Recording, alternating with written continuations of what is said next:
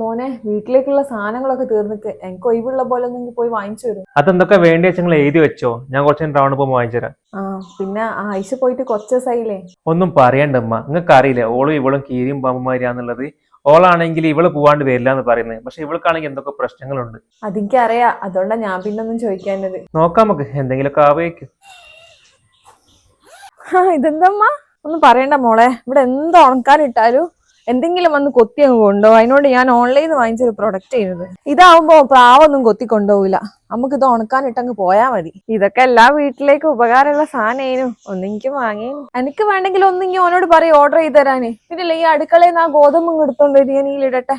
നിങ്ങളടുത്ത് വന്നാൽ എന്തെങ്കിലും പണി ഉണ്ടാവും. എന്റെ പൊന്നു മോളെ, ഓളെ നമ്മളെ റൂമിൽ കയറിക്കൂല, എന്റെ ഒരു സാധനം എടുത്തിട്ടില്ല. ഞാൻ അവിടെ വന്നിട്ട് എന്റെ സാധനം ഞാൻ കണ്ടിക്കില്ലെങ്കിൽ എന്റെ സ്വഭാവം മാറും. എനിക്കിങ്ങനെ 24 മണിക്കൂർ ഓളെ പിന്നെ നടക്കാൻ പറ്റും. ഇനി ഒരു കാര്യം ചെയ്ത് അങ്ങോട്ട് പോരി. അയ്യടാ, ഇന്നിപ്പോ അങ്ങോട്ട് വരുത്താനുള്ള പരിപാടിയാണല്ലേ.